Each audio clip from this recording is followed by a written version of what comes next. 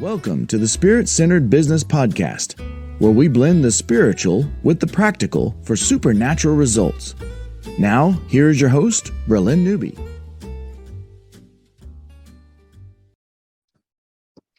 Well, hello there. Welcome to Spirit-Centered Business. I'm here with Matt Nagy, who we'll interview in just a minute.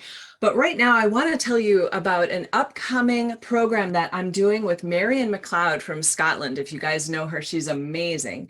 It's called Kingdom Positioning, and it starts next week, so you will have to jump in. Although if you're hearing this a little later, go ahead and check. You might still be able to get in. We're going to allow people to come in after the first couple weeks because you can catch up.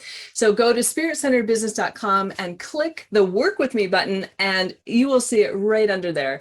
And I hope to see you in that because we're going to be talking about how to position yourself in the kingdom with your kingdom identity. Okay, that's all of my housekeeping. Matt, thank you so much for being on the show. It's so lovely to be here. Thank you for inviting me. Thank you for having me. Hello, everybody. Yeah, well, I think you are new to my audience. This is the first time you've been on Spirit-Centered Business. So let's just start with an intro. What's going on in your life? I mean, you and I have been connected. We spoke on the same stage in Moravian Falls a couple of years ago. I got to meet you there. We shared some green room time, and that kind of stuff. But I don't think my audience knows you. So other than being a fabulous worship leader and an amazing businessman, and part of my Shekinah Glory School mentorship teachers, I don't know what do we call us, the people who are teaching? What do we call us? I think we definitely call us the mentors. The mentors. Okay. Yeah, the mentors. Yeah. All right. So I'm Matthew Nagy. I'm with Glory Company. I've been with Glory Company for a little over 10 years. My wife and I, we run, it's a ministry. It was a house church at one point. It was various things. It was the face of everything that we do, whether we're hosting conferences, hosting worship, all that sort of stuff. So it's just like God told us 10 years ago, a little more than 10 years ago, 12 years ago. And he said, I want you to host a platform for my glory. I'm like, okay, we're called Glory Company. Great. And we began doing worship events once a month, where instead of the joke of 2 fast songs, 3 slow songs, and then a message where everybody comes out of the spirit, we thought let's have a 2.5 to 3 hour long meeting where we just get into the spirit and we stay in the spirit, whether we're just worshiping, whether we're having a speaker or not, whether we're hosting a conference, and so that's just practicing the presence, cultivating the awareness, the 24/7 awareness of being completely connected with him in union all the time, because he says he'll never leave us, he'll never forsake us. So if one does not feel connected to him, it's not God's fault. I love that. That's beautiful. Yes. So but we're also business people, we're also entrepreneurs. But my wife has a natural health practice. I've been in the computer games industry for a long time. I have loads of different passive streams of income. We're Young Living Oil people, we're Novatech FX people, we're 7K metals people. We read that the average millionaire has something like over a dozen passive residual forms of income. We're authors, we're worship leaders, we make albums. We've got our fingers in many pies, but we do all of it spirit-centered. We do all of it connected, because we find that if we don't, we mess up. Mm-hmm. We make big mistakes. And if we do remain 24/7 connected in union with the Trinity, with the Father, with Holy Spirit leading us and guiding us into all truth, and if we're listening, then we can avoid the mistakes that would otherwise plague business. Oh, Matthew, you just I mean, you can't just leave it there. We need to hear about what mistakes you made and what happened and how you got out of it. Yeah. You need to know the good, the bad, and the ugly, right? I know, right? Oh my goodness. So, I mean, we just did a conference for Shekinah Business School and Our Father's Business Alliance called Union, which was all about doing business in union with the Father. But it's so funny. Why I don't know why people separate business and life, because that's not Hebraic. Hebraic is it's all one, right? Life, the secular, the sacred, business, it's all one thing. It's all the rhythm, the breath of life. And I love that. if we do a business conference and only business people come, but actually, it's just mystic mentoring. It's mentoring on being in union with heaven, operating out of heaven onto earth instead of the other way around. Yeah, staying spirit-centered through your whole life. And actually, that was one of the reasons why I started Spirit-Centered Business in 2014, was because so many people were living compartmentalized. Their business was over here, they go to church over here, and they live their life over here. And I said, no, we need to be spirit-centered in everything that we do, because we are spirit beings and we have a connection and there's an alignment that has to happen. So I love what you're talking about there. And I, I'm not a Hebraic scholar like you are. And so it's lovely, just music to my ears to hear that maybe I got something right. I just want to, the audience, please forgive me. I look like I'm phasing in and out as the sun and the clouds play havoc, because Matt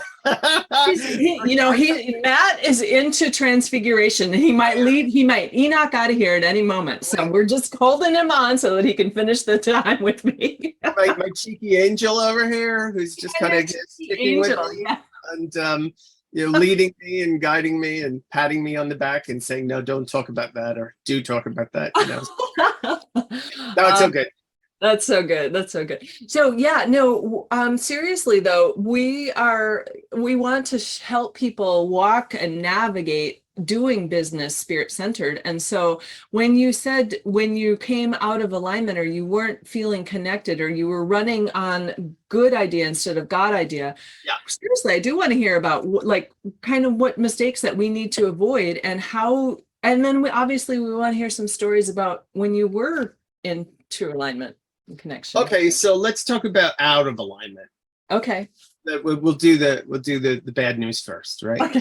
So out of alignment here, some of the things that have happened to me, coming out of alignment, out of the umbrella, out from under the shadow of his wings, and trying to do things on my own. The failed businesses, bad business deals, taking on too much debt, more debt than the business could handle. Ooh, how's that one? Compounding debt, taking debt to pay debt instead of debt to pay what we should be paying, and even have leading to bankruptcy. Failed businesses going into bankruptcy, and personally had to go into bankruptcy about 7 years ago as well. By God's grace, and only by his grace, we managed to keep the house and keep the cars.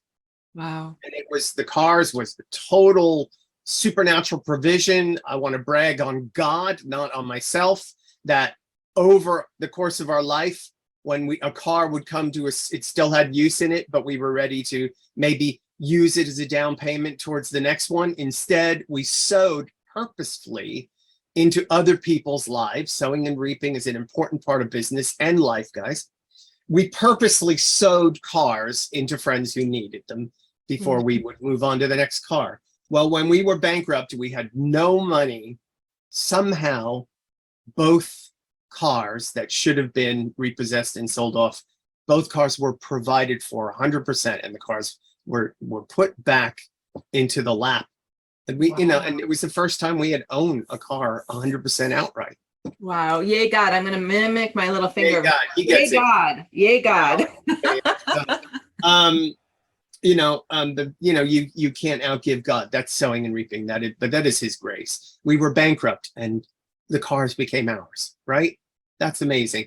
Anyway, and the house wasn't taken away from us during my bankruptcy, and the settlement was fair. Do you have But kids? we've got 4 children. Yeah. Oh, yeah. So that's important to have a house that's not taken It's away. important to have a house, right? Right. And I put that down to, he led us to sow into the building of houses for people in South Africa and Uganda and other places. We always sowed into people having get the keys mortgage free, their own home, no mortgage. And what happened during the bankruptcy? The house was, there wasn't payment that had to go, but the payment was provided for, and by God's grace, again. Anyway, but that's all kudos to him and to us being in the center of his presence and being led and guided into all truth by Holy Spirit, because we're remaining 24/7 connected with him. Okay. When we weren't, we did the other things. We lost the businesses. We made bad business deals. We made the wrong deals. We went with the wrong people. Something in us was like, this person's not the right person to do business with, but it was the thing on the table at the time. And so we took it out of desperation rather than out of leading from the Father. Okay. So that's lots of negative stuff when we were not under the shadow of his wing. We were not abiding in the vine. Okay. Now let's talk about the opposite. Yes. Let's talk about when we were under the shadow of his wing, when we were abiding in the vine. I had one contract go wrong in one of the businesses, and it looked like we were in trouble. But I was in this fantastic period of, I call it absorption and union. It's a union to the point of I just would feel like I was walking around with, seen those sumo suits that people get like for parties? Yep. I was walking around with my big giant Jesus suit, right? I was walking around with my Jesus suit, and I just felt completely enveloped in his love and his grace. And when this particular client, when they tried to cancel on us, and they would have owed us 2 payments during the cancellation, they I really felt the Holy Spirit say, take out the contract. So I took out the contract. He said, look at page 12. I looked at page 12. He said, look at paragraph 5. I looked at paragraph 5, and there was a cancellation clause. So I called the client up and I said, hi, I don't have a problem with you canceling it. It's fine. However, the cancellation clause says that you still have to pay us for the last milestone and the next milestone to cancel it at your convenience. So you may as well just let us finish it, because then maybe you can recoup on it. So it was like, instead of panicking and just accepting it, I was in his grace. I was connected with him. I could feel him. I could hear him. It was one of those wonderful periods of my life of 24/7 connectedness. And wearing that Jesus realm. Exactly. And it opened up. I mean, I haven't, not everybody hears. I don't hear all the time, but to literally hear, go here, do this. I mean, exact words, exact numbers, pages, things like that. That's the type of, that's a very supernatural one. Right. I might have gone the contract anyway. Maybe I might have looked. I don't know, but that's how it happened. It happened like that. Well, and that's a good point, just to even let people know that sometimes as Christians, we want to serve everyone, and our word is our bond, and a handshake will do. But contracts, you guys, contracts are boundaries, and they're God.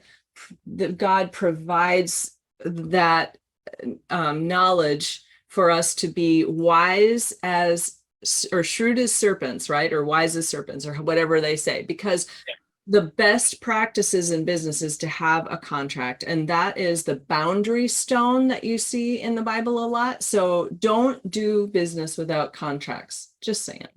Yeah, exactly. So, and guys, a contract just dictates the rules and the boundaries, but a contract's not for when it's going right. When it's Right. going right, you get on with your client, that's fine. A contract is, what if we start to disagree? So like, how do we work through that? Like, I'm not friends with you anymore, but the contract says X, Y, and Z. Anyway. Right. Yeah, very important. And remaining 24/7 connected has really helped us a lot. Okay, cool. I mean, that's, yeah. Tell us how you got out of, or were you ever in a church box and you stepped into the kingdom realm and understanding the deeper things rather than what's taught in church. I don't know that story, I don't think. Oh, okay, right. Well, we got saved in a little church in our hometown in England, and that was quite a miraculous thing. It was wonderful. I was intellectual atheist, and my wife was like a new age hippie kind of, but it's funny, it's amazing. Here we are 20 years later, and we've come back to who we started as, but with Christ-centeredness. Mm-hmm. Anyway, but so we had 10 years we got saved in a church. We're like, well, what do we do next? Well, I guess we go to church. So we spent 10 years, and we do not despise the days of, I'm not going to say small beginnings as if now it's big and better, but we do not despise the days of our foundational beginnings, because we both read through the whole Bible. We had a great Bible teacher pastor who was amazing and evangelistic and charismatic. It was a wonderful charismatic church. It got us into rock and roll worship. You know what I mean? I don't mean like 1950s rock and roll. Using other instruments other than the organ. modern worship, and very important part of who Glory Company is. And then we encountered the glory, and this for those who are uninitiated in the glory and the joy that the glory brings, including things like uncontrollable laughter or falling over or all the other fun stuff that you see in the Hagen meetings or the Brown meetings or more modern stuff. All those great things, the wonderful, wonderful joy of God. And did that happen in that church? It happened to us. We met Justin Abraham. Well, that explains everything. Okay, click, show over. No, I'm not meeting Justin. We met Justin. Right? We were doing worship. Their venue fell through. We wound up hosting them at our church, and it was wonderful, and it was life changing. And we did spontaneous worship music, like maybe not for the first time, but like two nights in a row, and the preaching was on fire. And anyway, we really caught the joy and we caught the glory. And we just thought, this is the greatest thing for Christianity since sliced bread. So we attempted to bring it to our congregation, thinking that everybody would love it and embrace it because it's so much fun. And we were mistaken. Yeah. Not everybody wanted it, because I don't think they got it. Right. I don't think they understood, and bless them. So they didn't understand. And God allowed us to leave and part company with that church and go and spend 9 months kind of doing nothing at home.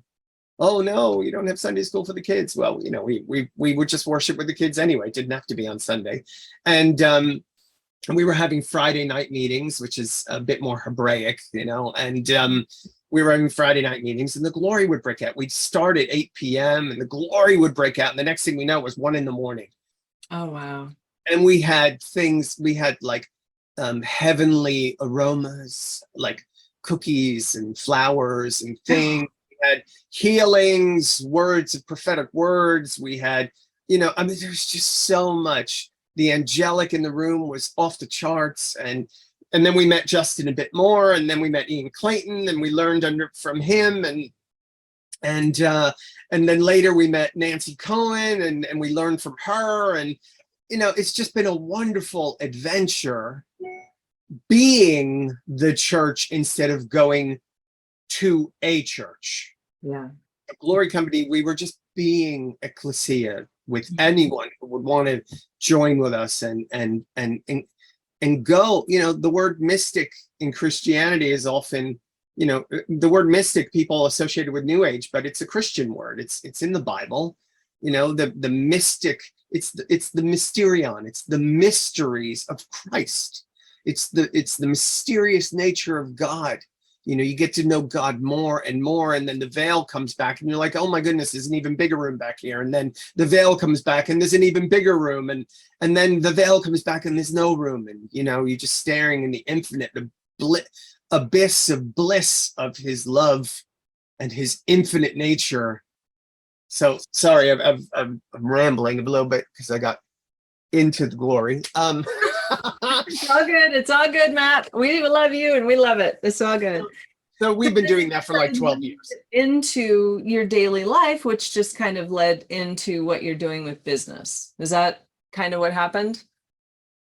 Basically, we stopped separating business, life, family, church, pleasure. We stopped drawing the lines between them because we're like, wait a minute, God's not drawing the lines. Right. We're drawing the lines. We're boundarizing everything, we were listening and we're listening. I mean, Ian was the first person who I heard say, the Hebraic don't separate the sacred and the secular. And I'm like, of course. I mean, I've got Jewish background. Like I grew up this way, you'd be eating dinner together and arguing vociferously. It looked like you hated each other, but like you were just like being passionate about something. And sure, the dinner table is a great place to talk politics and religion and whatever else, because why not? It's a family meeting place. Let's all have a good chat, a robust conversation, So it just all made perfect sense to me. Christianity wasn't the end of Judaism. It was the fulfillment of it. It was the Messiah appearance. So there's loads of stuff that the church has thrown away from the Judaic culture, the Hebraic culture, that perhaps shouldn't have been. And then like there's loads of stuff the New Age they've stolen it from us. No, they didn't steal it from us. They just were smart and they picked it up because we abdicated. We abdicated it, right? We abdicated sitting in meditation and joining with the Father. Right. I am so all about taking that back and relearning the technologies that were lost, that the ancients knew, so that is up my alley. Yeah. Wow. We could definitely talk more. That's like a whole segment in itself, probably. We can talk about that in part 2. Let's wrap up part 1 with another story, though. Do you have something else about a testimony of what God has done in your business? And if you can't think of one, then we can just.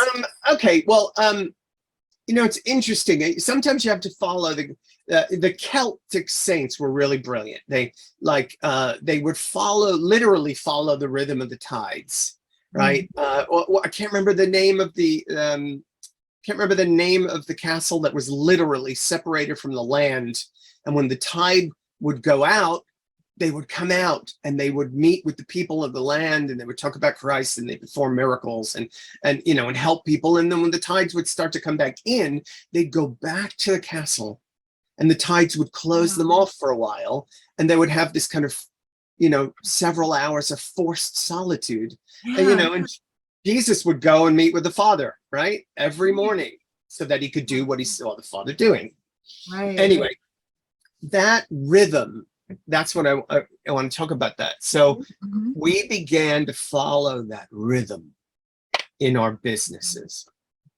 We began to really feel the Father's leading here or leading there. And I'll talk about Pearl's natural health business. She studied in kinesiology. She's performing kinesiology and doing raindrop massages for people. And she felt the Lord pause her for a moment. She's like, why am I pausing on this?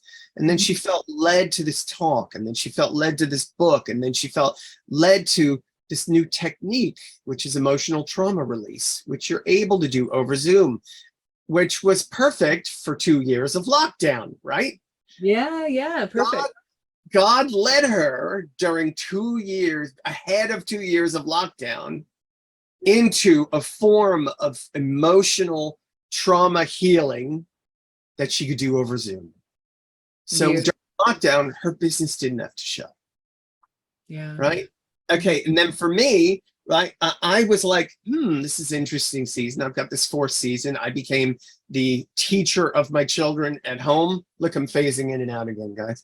And I'm talking about glory things. So during lockdown, I became, I was, helping the kids engage with their home education instead of the school education.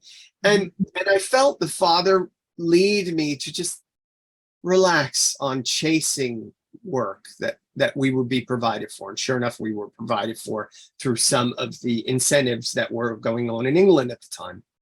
And just as the incentives, I'm like, people are like, incentives are going to come to an end soon. What are you doing? And I'm like, yeah, I don't know yet. They're like, you're really peaceful about not knowing. I'm like, I know. I've got peace that the Father's going to lead me into the next thing. And sure enough, just as the last payment was coming in from the help from the UK government, the door opened. And something was offered to me that was the most fun, wonderful, creative, and cutting edge. And I was suddenly, after 20 years of running businesses, and I was a game designer many, many years ago. I designed Alien Trilogy and Die Hard Trilogy for PlayStation 1. Oh, wow, cool. And suddenly, this opportunity opened for me to spend 20 hours a week, 25 hours a week, doing creative work, making a game design in crypto gaming. Nice. Not gambling, computer games, right? Metaverse kind of stuff? Yeah, very much so. And that's exciting. It was very exciting. I'm still doing it more part-time now, but I still have a hand on it. But it's very exciting. It's probably only a day or two now that I'm doing, just making sure that they're carrying on. I designed an entire economy out of thin air, partnered with Holy Spirit, leading me and guiding me into the intricacies of how the elements would work and how people would be drawn in, and then how they would be engaged, and then how in their engagement they would then open up economic opportunities for some new person coming in to be able to be drawn in and engaged, and so on and so forth, exponentially. Really exciting stuff. Beautiful. Okay, so being partnered. Wow, really good. Can you tell us what game what Metaverse you designed? So I can tell you the game is called Time Raiders. Okay. TimeRaiders.io. And we've invented our own cryptocurrency called Expendium, XPND. And it's very exciting. It should hopefully launch in the autumn. For those of you who are interested in computer games and who like to play games, and whilst you're playing and have spent hours in the game that you really enjoy, when you come out of it, you've earned $20, or an NFT that's worth hundreds of dollars. Right. Right. That's so good. And so at this point, is it decentralized exchanges only to find it? It's not on centralized yet, is it? It's not on the mainstream exchanges yet. You won't like find KuCoin or Kraken or something like that is where people. Is it Dex Tools and CoinSwap or something like that? I can't remember. Okay. But it as we move forward, hopefully it'll move on to something called Gate, which will be good, and GDEX. We're talking with GDEX and a few other crypto people who are hopefully going to pick up the coin. But we really need the game launched. Once the game is launched, then And it's great, and I love it. And I'm a part of the business, although there are other business partners. This one is not just, this was one of those. I sat and rest, and the door opened for me. And then when the door opened for me, I sat and rest, and I was led and guided into every single step that I needed to take.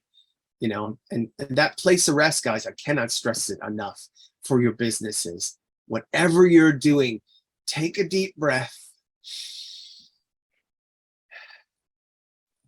Calm, let your heart, which is the center of your spirit, let your heart come into preeminence rather than firing all up here. Sometimes you get so busy up there, you can't even think straight, Oh, I love that you just mentioned that, Matt, because that is one of the technologies that the new age, not stole, but picked up.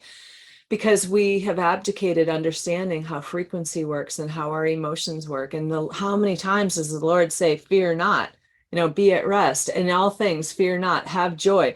That's because of the frequency that you're putting out there attracts stuff. So if you're in fear, it only attracts things that you're afraid of. Like Job said, that which I feared came upon me. Well, stop fearing it. Exactly. I think if he had kept his mouth shut. That's like, who is it? Zechariah. He was saying the wrong thing. And the angel said, no, we're not going to let you bounce the miracle of God back into heaven. We're going to just shut your mouth so that you don't.